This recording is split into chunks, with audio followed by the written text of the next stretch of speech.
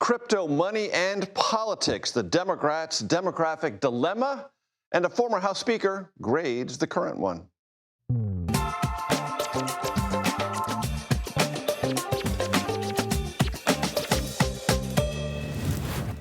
Hello, everyone. I'm Major Garrett in Washington. Welcome to the Takeout. Vice President JD Vance told a Bitcoin conference in Las Vegas today that cryptocurrency isn't just an asset or a new form of money, but a movement. Well, what kind of movement? One measure might be this. The cryptocurrency industry donated more than $245 million to American political campaigns last year. Nearly $120 million of that was to directly influence the outcome of federal elections. The rest was for super PAC activities. Crypto, as an industry, spent more last election than the big banks or big oil. That money, we should note, went to Democrats and to Republicans.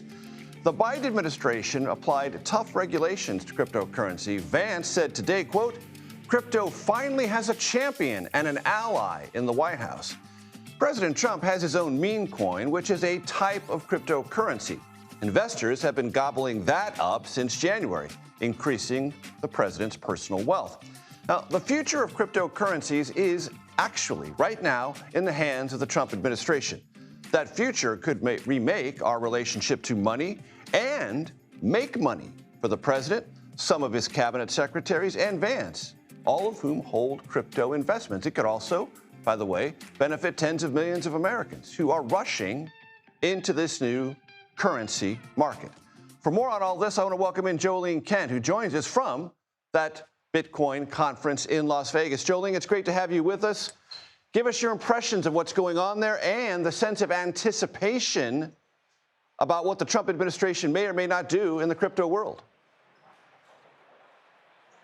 Well, the energy here certainly is infectious. About 35,000 people circulating and hearing Vice President Vance's remarks today, where he declared the White House an ally in crypto. This is something that has been long in the making. Last year at this conference, then candidate former President Trump at that time delivered the keynote. And today, when Vice President Vance took the stage, he was met with roaring applause. And so many people here that we've been talking to across this convention floor say that they feel good about where crypto, where Bitcoin is going, because they feel that there is now official support from the White House. One executive I spoke to, the CEO of Robinhood, that popular trading app that does crypto and other stocks, says that, this is a welcome relief from the Biden administration, which they felt had so much of a hold on their ability to innovate. So there's a sense of bullish energy in this very loud convention hall. A lot of people saying, okay, now we can move forward and actually take full advantage of what is a unregulated currency that is not tied to a central bank. A lot of people associate that here with independence and transparency. Others and critics, however, of course, say that Bitcoin and other cryptocurrencies could be considered major risk, and of course, possibilities for scams or even just losing your passcode are high. Major. And Jolene, it's interesting about JD Vance because it seems to me he is an important part of this conversation within President Trump's own orientation to cryptocurrencies. JD Vance was an advocate. There was a time when President Trump was an all-out, if not opponent, skeptic of cryptocurrencies. Major, you're absolutely right. In the first Trump administration, President Trump did view crypto as a possible scam. We have seen a dramatic reversal, not just in what President Trump thinks about cryptocurrency, but what he's doing with it. We have seen his net worth increase substantially because he is getting into crypto. Over the past 12 months, the value of Bitcoin alone is up 60%, so it's very significant. And also, we should mention that today, Vice President Vance spent a lot of time shoring up support among the thousands that he was speaking to. He said it is important for the individuals who are pro-cryptocurrency and pro-Bitcoin specifically to pressure lawmakers to get the regulations that they want passed. Some of that legislation already percolating through the Senate and the House, the lawmakers here as well. We've had several senators, several congressmen here also saying that this is the time to take advantage of this particular moment. So Vice President Vance using this today not only as a way to bolster and support cryptocurrency and Bitcoin, but also a political moment to say, stay on it. He specifically mentioned 2026, the midterms, and beyond, Major.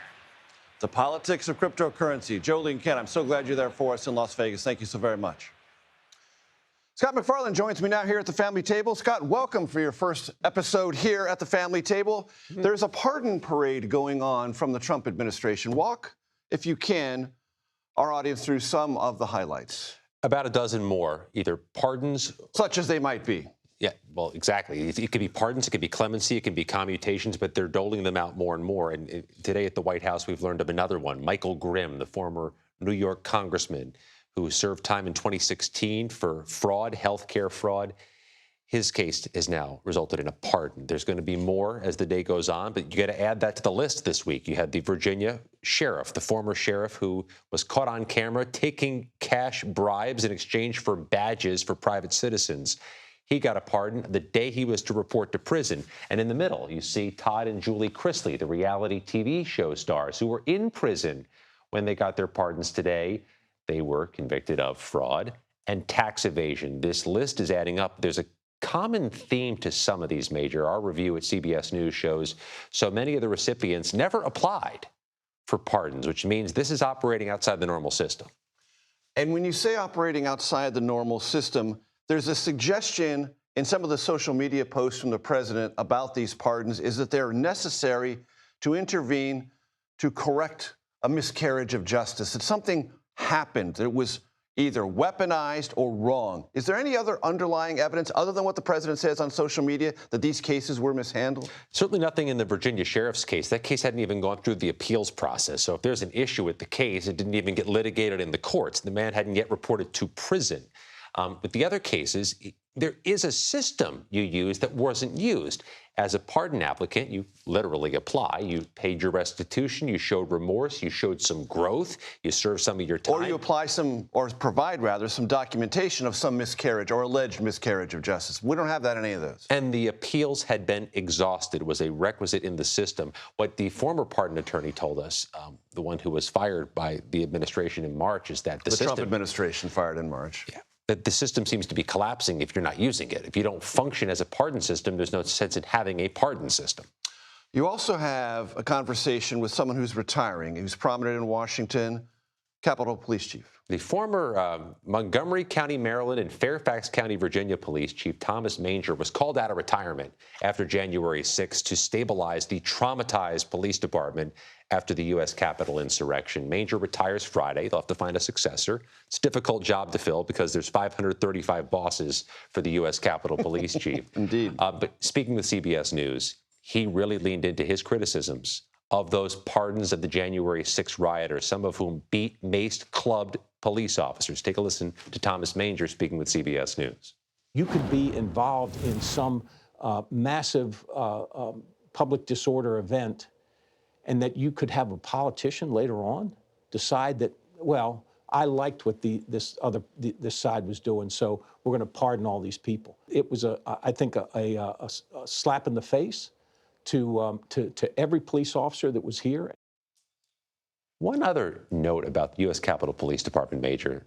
The chief has asked for a budget next year of $1 billion or so. $1 billion. A lot of money. To protect Congress, protect the Capitol, and protect them from the 10,000 or so threats they get each year all around the country. He's likely to get that money. It's nearly double what it was a few years ago. Scott McFarland, always a pleasure. Welcome to the family table. Nice to be at the table. Coming up on the Takeout, former House Speaker Kevin McCarthy, his thoughts on cryptocurrency, the Trump economic agenda, and the future of the House Republican majority. Also, disappointed. That's Elon Musk on the House tax bill Trump says he loves. And Democratic National Committee Chair Ken Martin joins me. His take on the Democrats' path forward. That's next on the Takeout.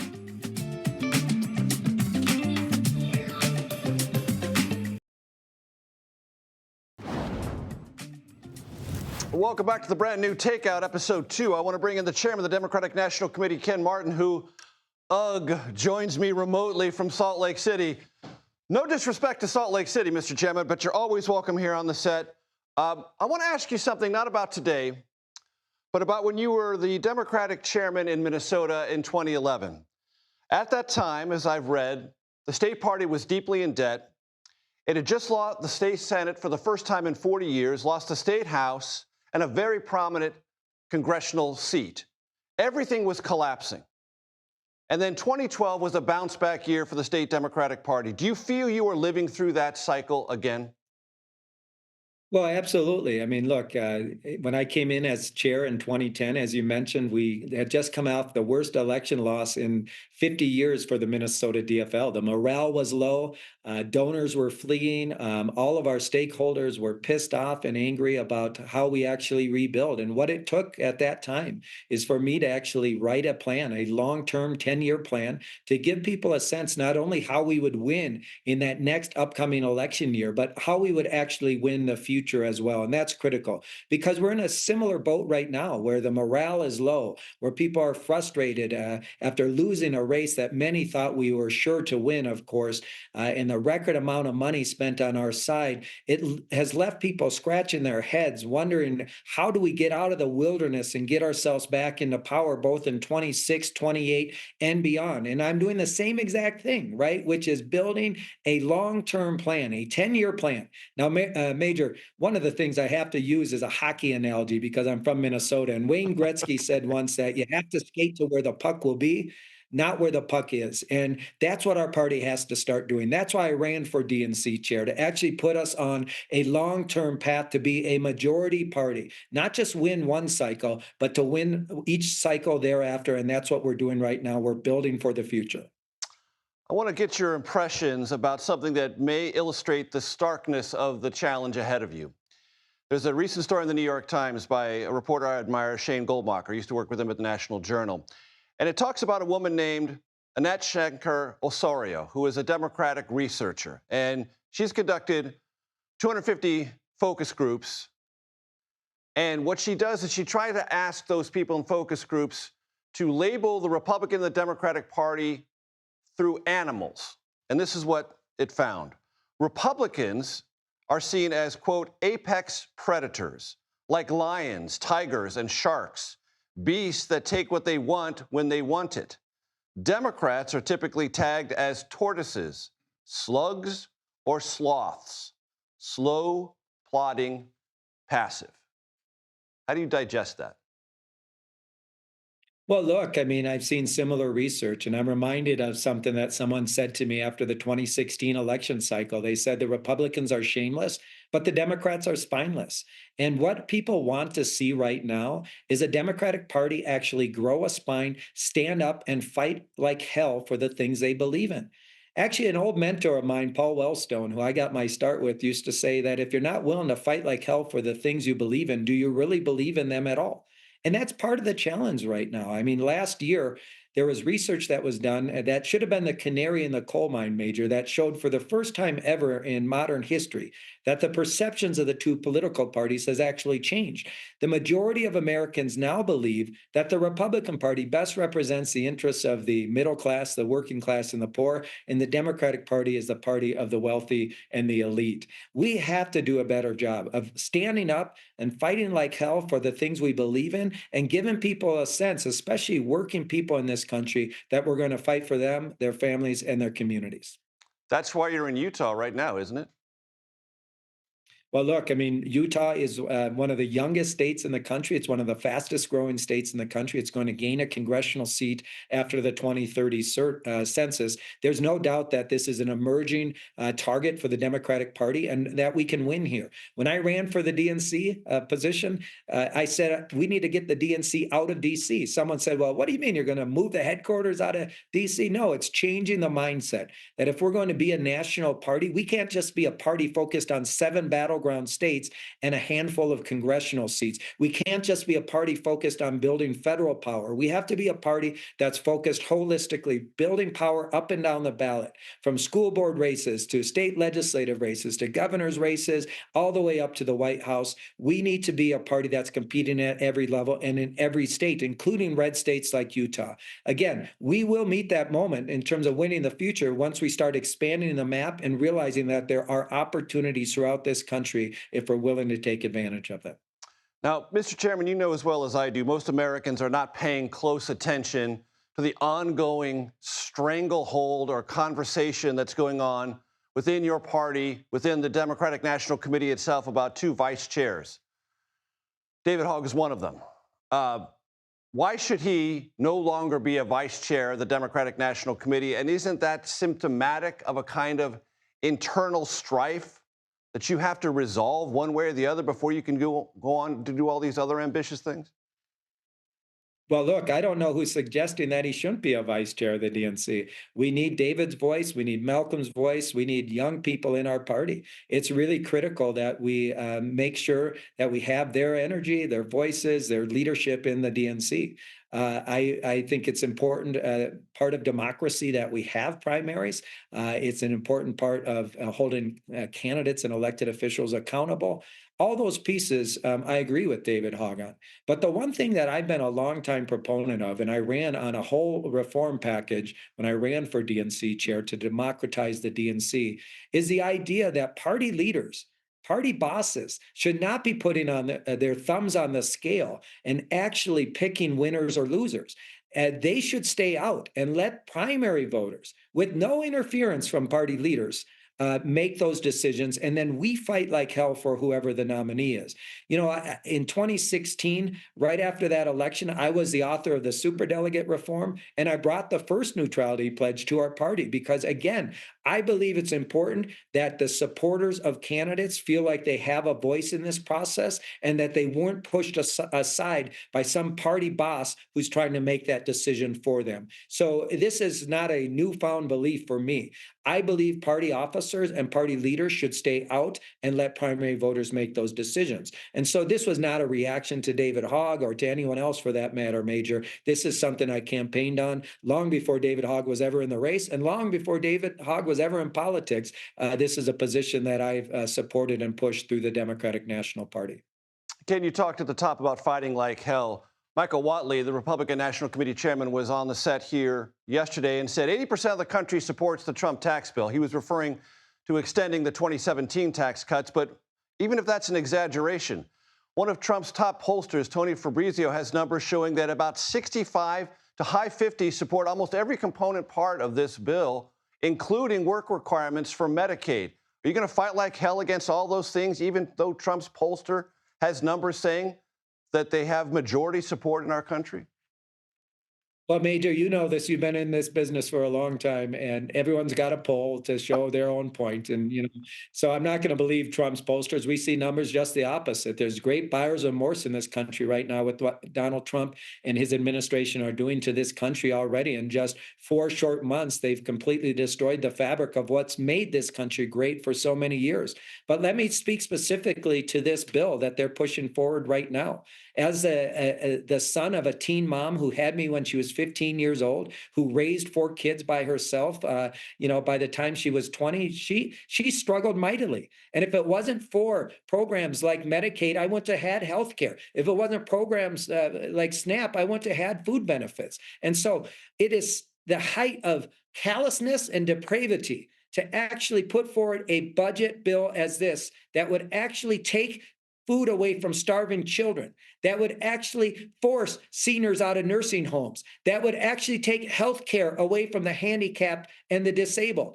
For what? To give a tax break to those who already have the most amongst us, to the richest billionaires in our country? You're damn right we're going to fight like hell. This is an immoral document. We are better than this as a country. We know we need a social safety net to protect the most vulnerable in our communities. And Trump and his minions, all they could care about is those who already have the most in our communities. And I can tell you what, they're going to pay a deep, deep price at the polls next year. Much like in 2017 when they came after the ACA and the American voters sent them a message, the same thing's coming. So guess what, Donald Trump? Guess what, Michael Whatley? Keep going down this road. Keep believing your polls, and we're going to keep working hard to make sure that you're out of a job next November.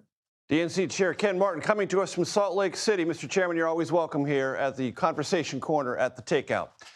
Thanks so much. President Trump is facing criticism from a kind of unexpected source. What Elon Musk has to say about the budget bill that just cleared the Republican House.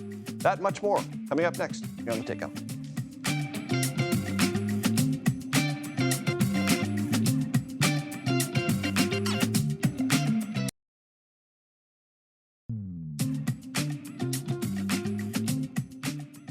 Welcome back to the Takeout. Welcome back to the family table. Lots at my family table here in just a minute. Here's what we're also watching before I introduce those here at the family table. President Trump warning Israel's Prime Minister Benjamin Netanyahu not to engage militarily against Iran. During Oval Office remarks today, the president said he warned Netanyahu last week not to take actions that could disrupt nuclear talks between the United States and Tehran. Trump says he believes Iran wants to make a deal. Elon Musk says he is, and this is a quote, disappointed by the price tag of the domestic policy bill passed by the Republican House and very conspicuously backed by President Trump. Musk says the bill undermines the work of the Department of Government Efficiency, DOGE, which, of course, for a while Musk ran. The multi-billionaire who recently stepped back from running DOGE made those remarks during an exclusive interview with CBS Sunday Morning.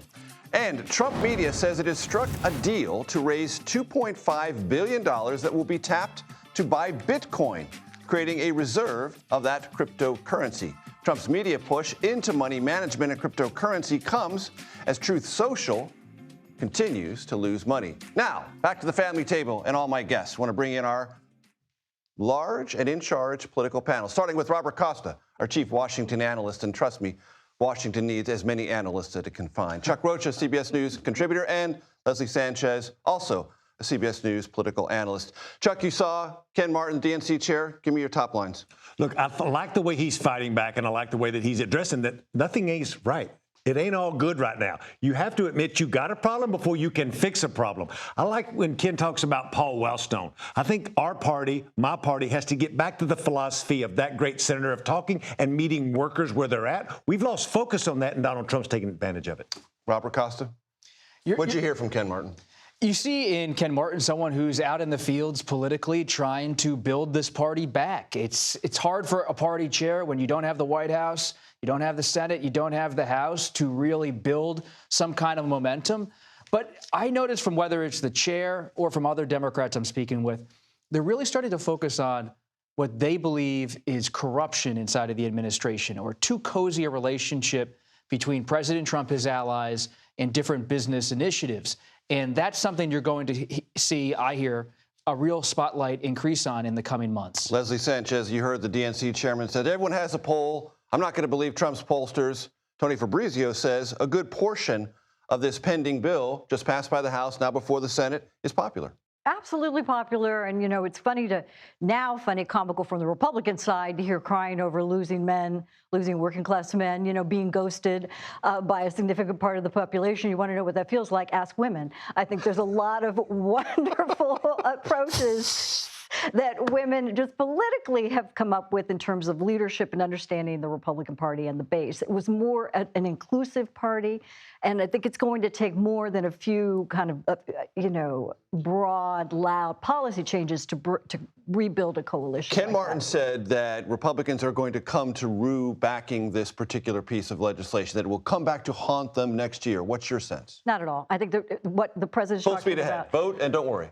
Yeah, people want those tax cuts. People want to feel he's doing something about the border. He's going to solidify that. And he has such an ironclad focus on the end of his term. So anybody who's meeting with the president right now, it's like, what can you get done quickly? And if they can't meet that bar, he passes it and focuses on his agenda. Chuck, I want to read to you something from the New York Times I know you want to jump in on. It talks about a Democratic-aligned group prepared to spend $20 million for something that has a code name, SAM, short for Speaking with American Men, a strategic plan. This was in the New York Times, and promises investment to, quote, study the syntax, language, and content that gains attention and virality in these spaces. It recommends buying advertisements in video games, among other things.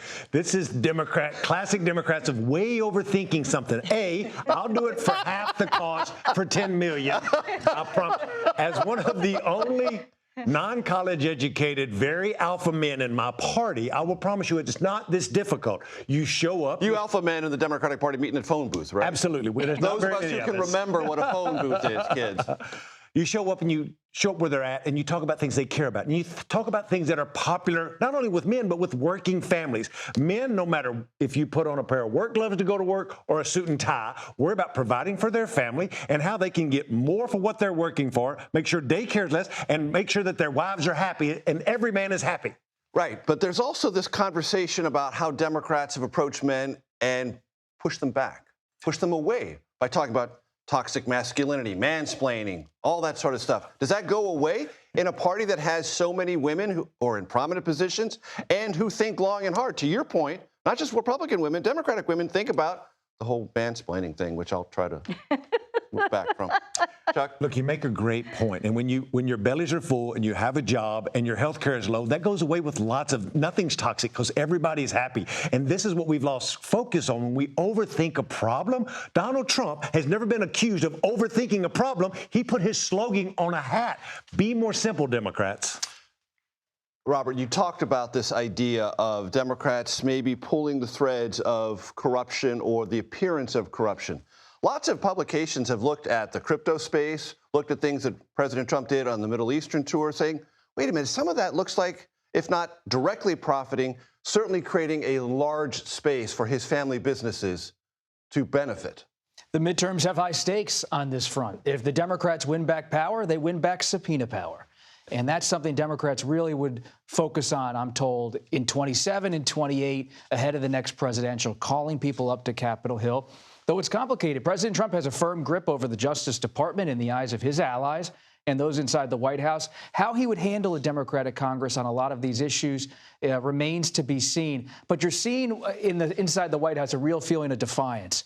They don't look at any outrage out there as something that carries political weight. They dismiss it.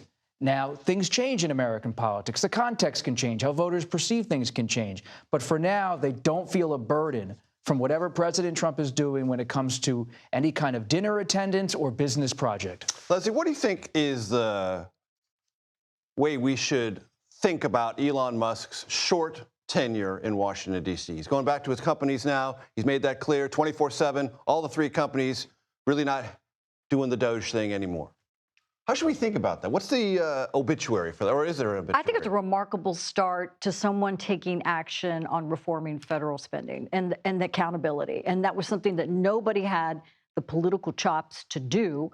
And it took somebody who could really take a lot of heat. He has a tremendous heat shield, not only in his pocketbook, but politically with his kind of alliance as an influencer and his support. You say that, but even when you look at what they, meaning Doge, has represented on X, even they keep backtracking from things that they've saved.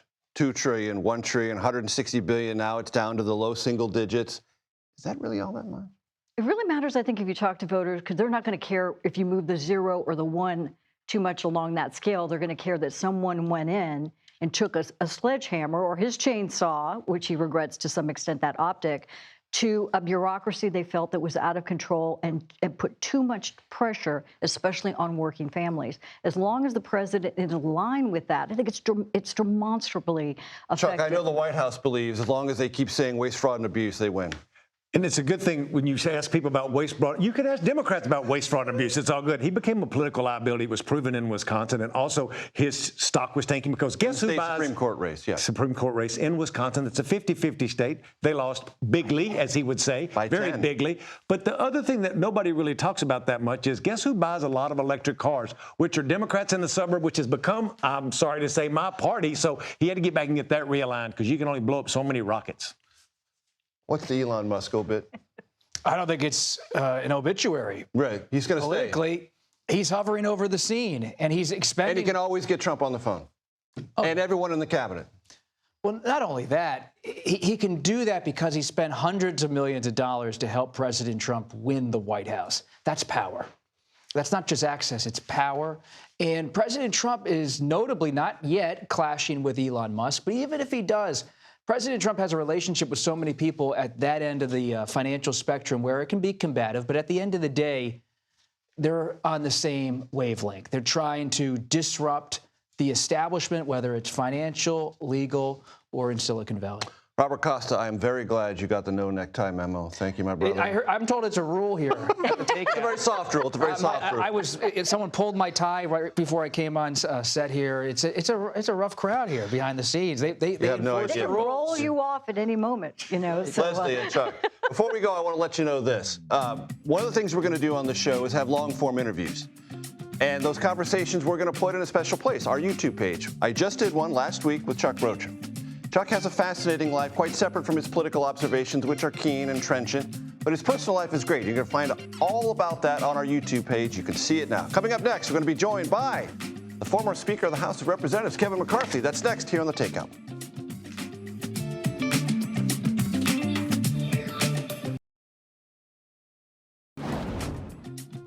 Welcome back. We opened the show talking about crypto and the cryptocurrency industry. Interesting fact, when Kevin McCarthy was Speaker of the House, that was from January to October 2023. In the 2022 election cycle, the crypto industry spent $4.6 million on federal elections. As we said at the top of the show, that industry spent $119 million on federal elections last year. Former House Speaker Kevin McCarthy, here with me now. Hey, family. That's a big change. That's got to be the biggest structural money change in politics in Washington. Yeah, but you get this with different industries. I think what's happened with the crypto industry. But they're way beyond the big banks, insurance, and big oil now. They're the biggest one in town. Yeah, they are, and people didn't realize it. What happened was they got frustrated, and it's a mass group of people, the individual people that hadn't been involved before. In politics. In politics, investing, and it's kind of a libertarian field. They don't pick one party or the other. No, Republicans and Democrats, Yeah. they want lots of representatives. They want as far as they can get crypto them. legislation. They don't pick certain legislation. They don't want to benefit to themselves. They just want to be legitimate, right? And they were what made them rise. And they want lawmakers to legitimize what crypto is. Well, it almost forced lawmakers to understand. I mean, America doesn't understand what's the difference between a cryptocurrency and a stable coin. Right, or a meme coin, right. Yeah. Now, you know, when you think about a stable and there are coin, some gradations in there. It's not easy. It helps our currency because they take that money. And you don't really think of a stable coin like you're going to use it in America, but it's very beneficial. Argentina, the people who are unbanked, right? And they have high inflation, but they love the dollar. They don't want to carry it all around. And so they put into a stable coin, which is a digital dollar. They take that money and they go buy our treasury. I mean, you take like a Tether, who's like the 18th largest holder of our trade, more money than Germany buying our trade. So it's good for America. Then a cryptocurrency is a different digital currency, right? It could go up in value. It's not tagged to the dollar. And some people, I still believe long-term Bitcoin is the only one because it's finite of how much you could have it. Right. It's legitimate. It looks like a gold investment. Closed at more than $100,000 today. Yeah, you watched it just continue to rise. And what you have to do now is force members to understand about it. And now they've got to put legislation behind it to make sure you could utilize it. But government before was prosecuting these people. So that's the difference. Are there legitimate concerns about fraud, money laundering, supporting drug trafficking, terrorism, and the like, because it is an anonymous currency? Okay, so let me take you back because I spent a lot of time studying it. If you went back before cryptocurrency, that was the dollar. Okay. Right? Okay. So whatever they have, they could use. It just runs in a different direction. But because it's blockchain, this is what I predict in the future. You look like at USAID. When America gives money to another country, there's a lot of fraud, right? What if we gave that in a stable coin and you could follow it by blockchain? You'd take away that. What has happened early in the industry? Yeah, there were some bad players utilizing it. But I'll tell you now, it's really cleaned up. Bankman-Fried, yeah. Right. Well, in his situation, you didn't have the federal government putting the regulations behind it, so they're sitting down in Bahamas and there's no regs, right? And they're using their money wildly. That's why government actually doing regulation today. Haggerty has the Genius Act; it would do more. And Bill Haggerty said, yeah, and then they're got to do market structure will be coming next. French Hill is very exceptionally bright. He's a former Treasury, Banking owned chairman. a bank, understand financial services, yeah. And I think you're going to see both parties working together, and it'll put America ahead of all the other countries. I want to read to you something from the May 17th edition of The Economist. Okay. The industry, meaning crypto, has also developed a grubby relationship with the executive branch of America's government that outstrips that of Wall Street or any other industry. Crypto has become the ultimate swamp asset? Okay, you make a statement, but what? That's The Economist. What holds that? What? Anybody can make a statement. What is that behind? All you're having is you have a President Trump that actually brought bright minds from Silicon Valley that understand this better, like a David Sachs and others, that are going to start helping legislators on how to craft legislation. That's not swampy. That's making sure America is ahead of the other countries. That's actually putting regulation around something that isn't today. That's actually cleaning up the swamp. Should they not be profiting from it while they're in government? How are they profiting from it? Well, the Trump meme coin, 2 companies, well, only 8% of it have made more than $300 million since January. Well, the meme coins, I really don't look at those. Look, I think the only one that really sustains itself long term is Bitcoin itself, right? And you watch it, there's been a lot of different ones. The Ripples, the others have moved up, moved down, and it's a risk. It's like a different stocks than others. I think you put structure around it, you put regulation around it so everybody understands and they're not buying it to try to think it's going to go up one day and real down the next day. Stabilization. Thus ends our midterm oral exam on cryptocurrency with you, Kevin McCarthy. We're going to go over to the desk, and whether you like it or not, Robert Costa is waiting for you. The tender mercies of Robert Costa next. All right. Let's go.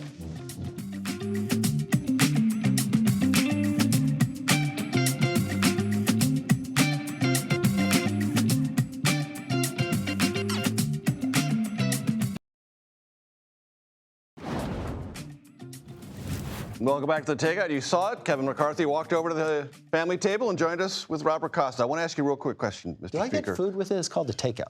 Not today. You'll have to come back. What I'll do? False advertising. I'm going to take my tie. There you go. See? I didn't know that. I wore the tie out of respect for you. And I appreciate the respect. Show, yeah, I respect. You're also trying to filibuster because you know what I'm going to ask you about. Oh, no. What are you going to ask me about? Boehner, when he was speaking about Pete's Diner, what was your favorite spot? Who was a better speaker, Mike Johnson or you? Oh, come on. Everybody has the different scenario. I think Mike Johnson's doing a fantastic job. How is he doing it? Is he doing things differently than you did? Or does he have a different concept? Everybody has a different, look, when I was speaker, I had a 5-seat majority, Democrat majority in the Senate and Democratic president. He's got about a little less majority. But he's got the hammer of Trump. Yeah, let's be true. Trump is more than a president, right? He's also the cabinet members, he's the speaker. I mean, Trump coming down and telling all the different factions, the salt, you're done, you got enough. Freedom Caucus, knock it off. They're all saying, I'm not voting for it. They vote for it. Because Trump is literally stronger than he's ever been in the Republican Party than he is right now. Robert? But what's the peril of that, right? If you have so much power and nobody confronts you, then you are at risk. Is there any danger to that? Well, sure. There's always danger to that, right? Look, the way I would always work with the president, I think he'd call different ideas. I always asked him this, and it never said, you don't go and just say no, then you say, what do you want to achieve? Now the difference is, it's only the second time in American history you had somebody come president, go away and come back. He's got the Malcolm Gladwell 10,000 hours. He knows the job. He thought about this job for 4 years. What he really needs, too, is somebody, what are other ways to do it, right? And give him those other options, because he wants things moving, because he knows he's got a short time period. When he says he's going to run for a third term, that's just to troll you. And it also makes him not a lame duck to people's mind. But he always wants something happening. Creates that aura of uncertainty, even though there isn't any uncertainty. Yeah. I was listening to Ken Martin, your conversation with him. My big question for the Democrats, and if Republicans are watching it, is the party Ken Martin's party? Is it kind of the Amy Klobuchar Democrat, or is it Senator Bernie Sanders getting 35,000 people in your home state of California, 20,000 people in Utah? Sanders, a movement politician, Ken Martin, a traditional Democrat from the upper Midwest.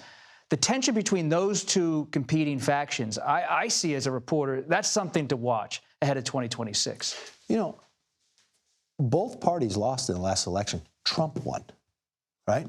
Trump brings it. And the Explain thing, that. Okay, Trump wins the popular vote, and we lose seats in the House. Mm-hmm. When Biden won the presidency, it was the first time since '94 not one Republican incumbent lost, and we beat 13 Democrats. In the last 70 races for the Senate prior to this in a presidential year, the state went exactly the way it did for presidential. Okay, so why didn't the Republicans win Arizona, Nevada, Michigan, and Wisconsin? They underperformed. So, and the whole new thing, the Republicans used to only win on low turnout. We're the party of just the high educated. Trump has broadened this party. Right. And the question will play. So we should have won more seats in the Senate. We should have won more seats in the House, for sure. We got a positive redistrict during that time.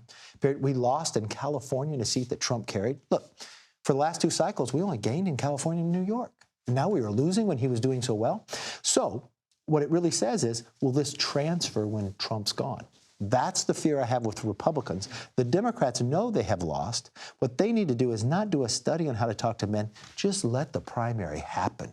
Stop predetermining how it comes out. I want to ask you about something, and I'm not sure you're read in on it. You might be. Situation in California with a transitioned athlete, boy, competing against girls, raised a tremendous controversy. Almost overnight, President Trump immediately weighs in on Truth Social. California Scholastic Federation changes its policy, allows more girls to compete. Talk to me about that issue broadly. How does it play? What do you see? It's an 85-15 issue. And Why? It's not a Republican and Democrat. Because it's all about fairness.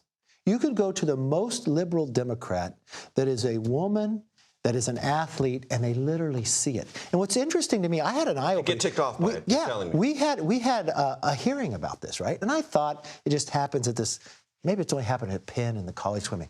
No, it's happening in elementary. I was shocked by the girls that came in. This one. You don't think there's any exaggeration there? No. I thought before. It wouldn't be an 85-15 issue if there was, right? No. But I listen to this young girl. Volleyball. You don't even think of the differences. A boy's thing in volleyball, the net's higher than. She's trying to compete to go for college, comes in. He just crashes, hits on her head. Just running. A triple jump. This boy would have never won against any of the other boys, and now he gets to go compete against the girls. Fairness is the most powerful word, I think, in America, and this just goes against the core of it. And this is where Trump is so strong. Because look at Gavin Newsom. They lose the House, and so he brings in all the Republicans for a podcast. You know, I understand you about this transgender thing. So when he had a moment when he said on the podcast he's going to do something about it, no, he wouldn't. This is where Trump, and this is why Trump transcends other people in the party. He means what he says and says what he means, because he simply said this is not right. And he won't sit back and say, oh, California has to do something. He uses his power to change it. Tell my audience, as you look at the Senate consideration of the Trump bill, who do you circle? Who are the senators to watch? Is it Josh Hawley? Is it Ron Johnson? Is it Rand Paul? Who are the people to watch as genuine indicators that the White House might have to do something, intervene, change the politics? It's going to pass. I know it's going to pass. Reconciliation bills always pass. And it will pass. There's an inevitability in to July. it. But who to watch? Well, you're going to watch Ron Johnson. Rand Paul, he's too much of an outsider and never finds a way to get to yes. So you discount him, right? Okay. You don't need him. Those that raise an issue but don't sit there and say they can never get there, they'll get their point. They'll get there. We've got a debt problem that's very serious. But you also have to understand, this is reconciliation. You can't do debt. When they sit there and say, well, you didn't do DOGE. You can't do DOGE. You got to do mandatory, right? And this is where you explain this to Elon. And the way they should have done DOGE. Who's down on it right now? Yeah, but I know. But he doesn't. The way they should have done DOGE, they should have treated like we did a BRAC, right? Mm-hmm. They should have just base put those realignment and closure. That's one of those acronyms. You know, I try to correct people. But that's why you know so much. Exactly. Kevin McCarthy, great to have you at the family table. Robert Costa, you're always welcome here. That's all for the Takeout today. Tomorrow, two very big guests, New York Democratic Governor Kathy Hochul and Trump administration board czar Tom Homan. Stick around. The Daily Report is coming up next right here on CBS News 24/7. Hochul is probably